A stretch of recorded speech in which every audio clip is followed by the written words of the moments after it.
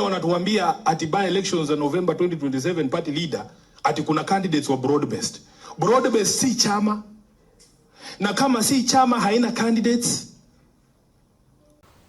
One thing that Oburu and Wanga don't know, they are already in the fire and they are waiting to get themselves in the frying pan.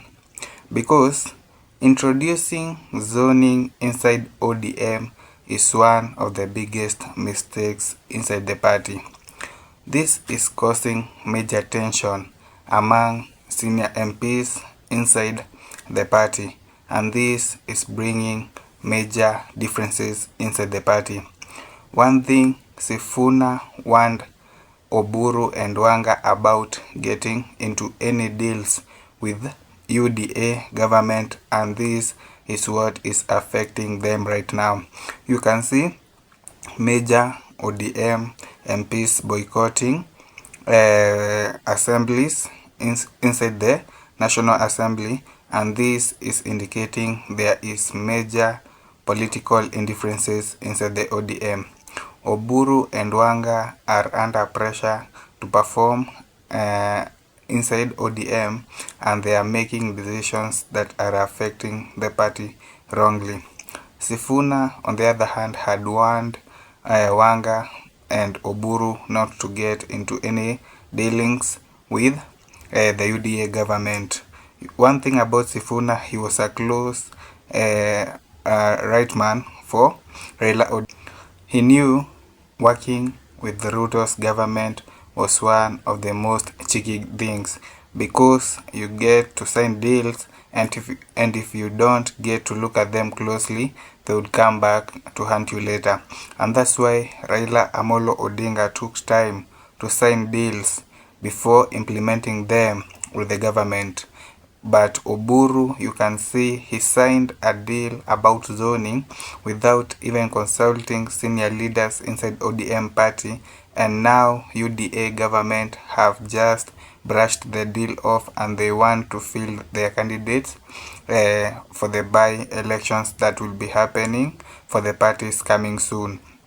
Now, Sifuna said this about the broad-based government. He said the broad-based government is not a political party, and the broad-based government was just a partnership, nothing much than that.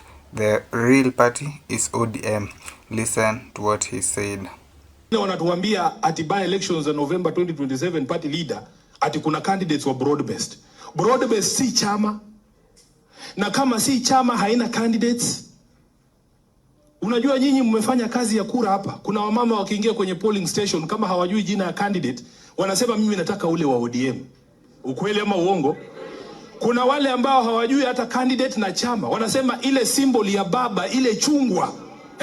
Mimi nataka ule wa chungwa. So mniambie kala ya broad base ni gani? Na symbol ya broad base ni gani? Mtu akitoka kule mashinani aseme anataka mtu wa broad base, unampeleka wapi? Hakuna candidate wa broad base. Broad base is not a party. It is not a party. It does not exist anywhere. So what we want us to understand, leaders should not bring confusion to voters unless wanataka hawa candidates wetu waanguke kura.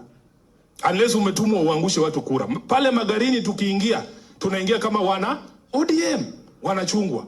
Rangi zetu zinajulikana, sera zetu zinajulikana, nembo zetu zinajulikana. Ukiona tu chungwa unajua ni nini? ODM.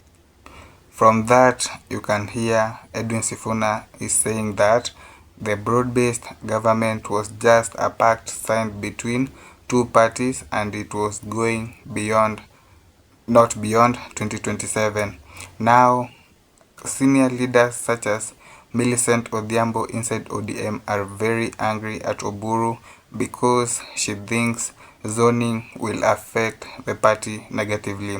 She has said zoning inside ODM is a sign of weakness, and ODM has always gone for the by-election in the parties, and ODM has always won these elections. She has said most of the candidates inside ODM are hiding behind zoning because most of them are lazy have not worked for their citizens, and this is the easier way for them to stay inside the government. She's angry because at these leaders, also you can hear youth have come out publicly and other leaders because zoning will not give other leaders chances. This is just a simple way for leaders who have not worked hard for the 5 terms to use as a escape route in order to stay inside the government. Listen to what Millicent Odhiambo had to say on this zoning matter. I think there's been a lot of discussion around the issue of zoning, and my apologies. Actually, I did not attend the party NDC, so I will say cautiously that I'm not too sure whether there is an official party position on zoning. So I will not talk about the official party position. I will speak about my personal position, and my personal position is that ODM is a popular party. And we have always declared ODM as a popular party and the largest party in the country, from Limpopo to which other river? North of Sahara. North of Sahara and Limpopo and all that. So ODM is a very strong and popular party. And ODM has always managed to successfully front candidates without any formal form of zoning. Perhaps there may be silent agreements in urban areas like Nairobi, but there has never been a need for zoning for ODM. And let us also be honest, none of us is Raila Amolo Odinga. And because none of us is Raila Amolo Odinga, we need to listen to the public. And the public is keen that we show what we have done to the public. When we start pushing an agenda strongly of zoning, it means that we are actually putting our personal interests ahead of that of our constituents. If I have worked for my constituency, I should not fear meeting any opponent. So when we are talking about zoning, it actually seemed to suggest that we want favorable treatment, which I don't think any of us wants. So really, I would want us to reconsider the issue of zoning. And I think it's unfortunate when we start giving ultimatums on the issues of zoning. Clear here, she's very angry and she says ODM is bigger than zoning. She wants candidates to go head to head on elections with other candidates and ODM to produce the best candidates. Before we continue, ensure you give the video a subscribe, turn on the notification bell, and also ensure you give this video a thumbs up. Let's grow and ensure we keep engaging inside the community. Now, for this matter, should ODM use the zoning method together with UDA and allow UDA not to interfere with ODM's stronghold during the party elections? Or should ODM field their strongest candidates and let the ones who will win represent them in the 2027 general elections? Tell me what you think about this matter, and don't forget to hit the subscribe button, turn on the notification bell, and also give this video a thumbs up.